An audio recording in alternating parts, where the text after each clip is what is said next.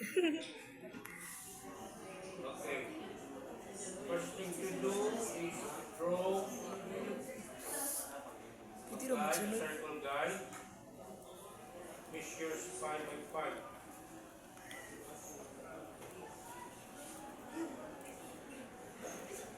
Into the intersection. Tama lagi kayo. Control D. Change to 4. And 4 as a guide. D. 1, 2, 3. Okay. Okay. Next step.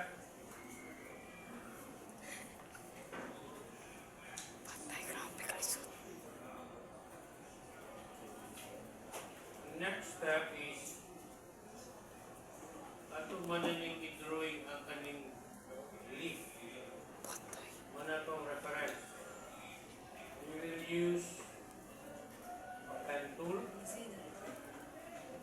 So mag-use of pen tool, we will start from the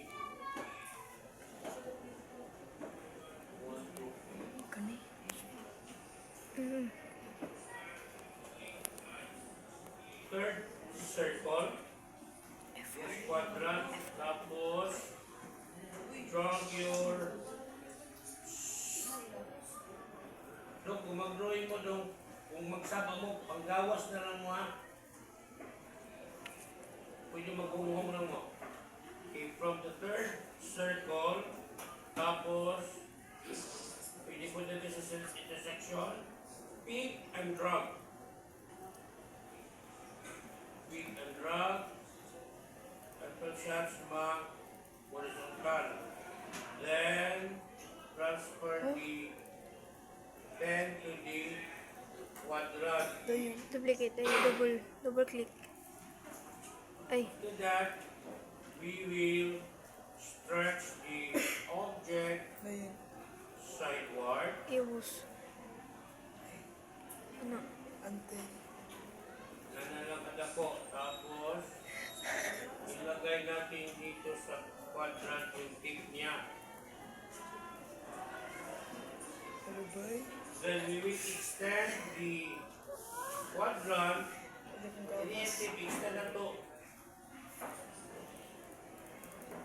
at the middle of the second or in between second and third. Yan na yan. Yan na sa kadaka. Lagay natin dyan. Or iniya ang load punta ng intersection. Yan na lang. Then fill with color. After that, we will draw a line, straight line, with the use of freehand tool.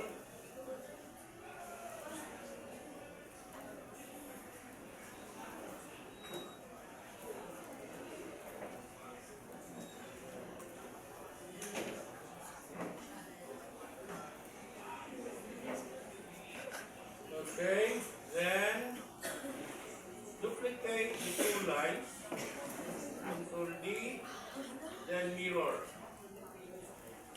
Mirror, ilagay niyo sa kabila. Ito eh. Okay? Ang sa malaling. Then select the object, F12, 2. Tapos itong dahon, itong lines, we will change it to 1.5. Okay. Then, Ano kung button? select all. Control G. After that, pick the center of the object. Ako kong ibot. Transfer it to the Aman. intersection. Transform tool, inyo ang i-activate. Then, change the rotation angle to Pili ko na. 45 degrees. Apply Wala to ko, wala. duplicate. Ito ata. Control D. Wow. to. Okay. As you notice, nanatay leaf object ato nang na-draw. Ato na siyang True. group because isa na siya ka-layer. I-group din nato palagi para makuha nato ang atong object. So, symbol nato ng tanan. Next is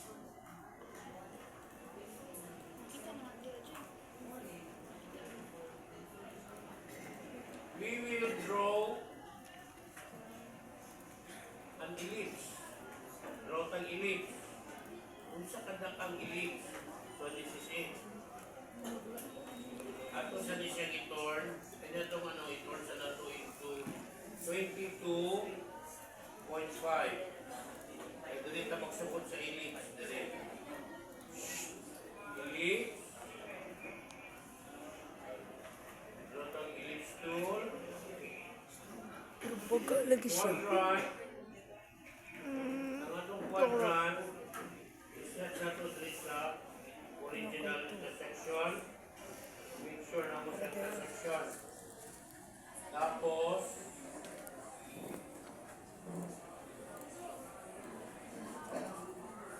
dili sa intersection sa leaves. In between. Para matabo na nato yung overlapping. Ibalik na ito ha. I-sure na ito daan. Intersection. Okay. Tulayan natin ang puti. Yun. Then we will rotate our ellipse. Ato na siya i-rotate to 45 degrees.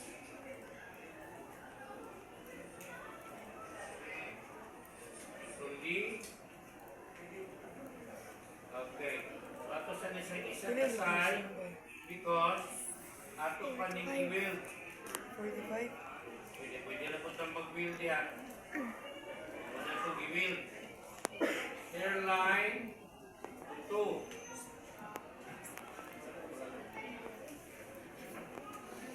Pwede na hairline to 2. Then duplicate. Control D. Rotate Putak niya. rotate the object to 22.5 in turn.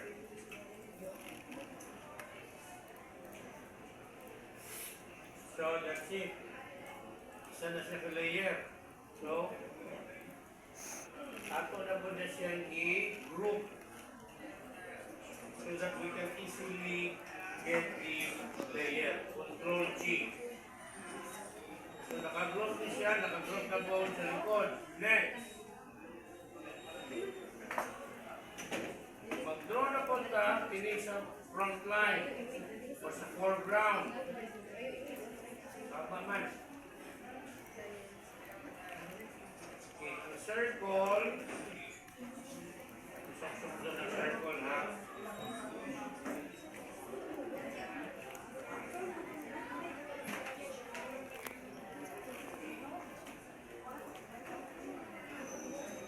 Okay, ang circle, ang measurement sa circle is Ulo.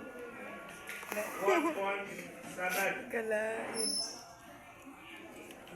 Tapos, lagyan natin ng kulay. Maglantaw lang. Nabili na naman. Control D. 1.4.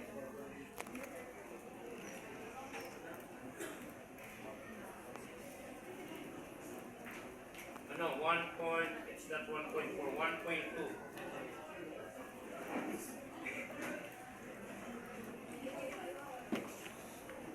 Okay, after that,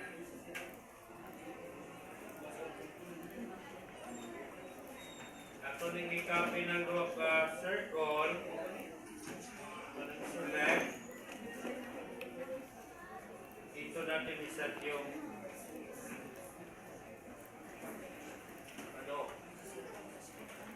foreground object.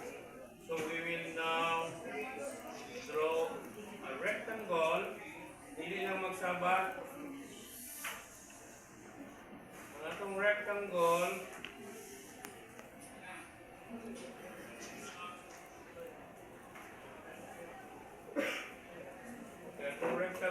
measures 0.21 by 0.415. Tapos gamit tayo ng shape tool.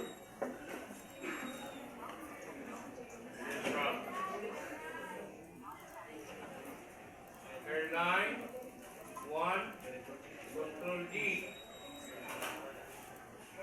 Stretch or reduce.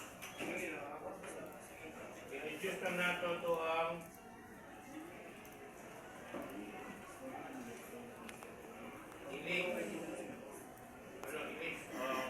rectangle. Tapos niyan, Control G. Lagay natin itong node to the quadrant. Then we will now rotate our object. Transfer muna natin yung sentro. Rotation is 16. Okay, we will rotate our object to 16 times. Meaning to say, divide na itong 360 divided by 16 equals your angle. So our angle is 22.5. Apply to duplicate. All around. Pagkatapos niyan, the inner circle, fill natin ng color. Tapos, arrange to front. Wow. Kuha niyo. Pagkatapos niyan, we will group our object. Ato nang i-group na isa na layer. Control G. At ilagay natin ito sa gitna.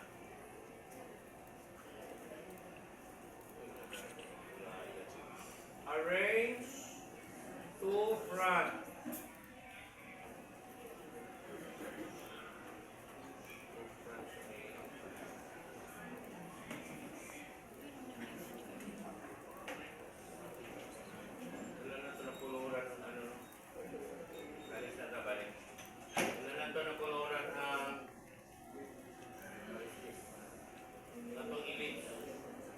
Balik ta, ewan na ito ng koloran ng ilis. Hindi ito ng koloran. Hindi na siya makita yung mark sa tuyo. Control U. This is black. And this is white. Okay na. Control G. Pero mo ka pag process. Only ato lang ikulayan. Rotate.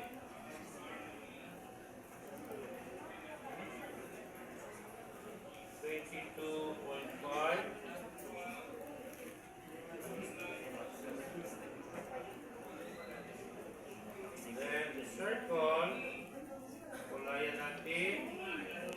Tapos arrange order to front. Tapos niyan, we will group our object. Control G. Kunin natin yung circle. We will set this one to the intersection or node. Okay.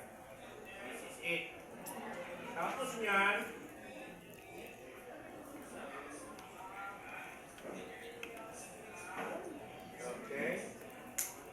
lagay natin itong isang circle.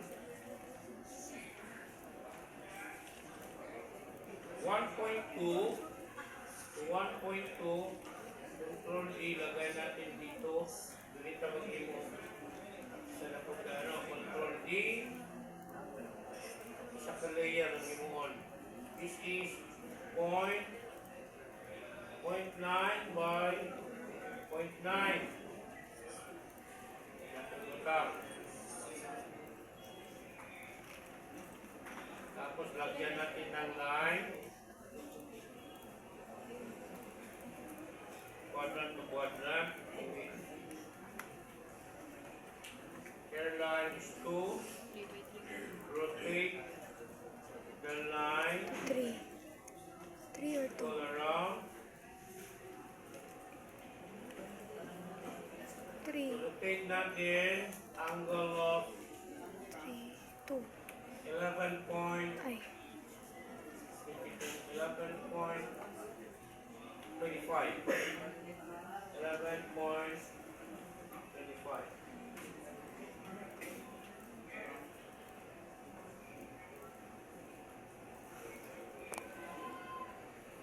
Okay. Then the inner circle, Lit. ang hairline niya is 4. Itaas naman 2. So control group. Group naman na to. Lagay na naman natin dyan. Then we have 0.9. Then we punta sa last na stroke. Ang yung sukod is 0.7 per control D.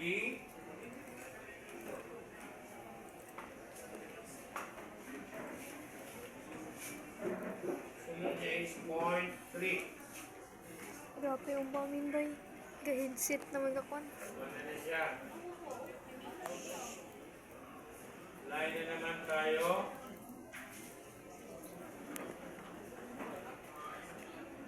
Hairline is 1. Rotation. Angle of rotation is 11.125. Apply to duplicate. All around.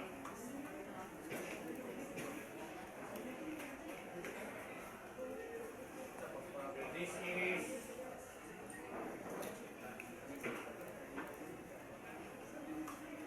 1.5.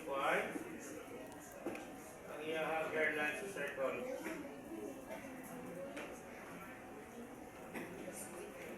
Center is also 1.5. Control group, control G, the transfer. So, manata sa foreground. So, dali na tayo battle sa another layer. Another layer. So we will now create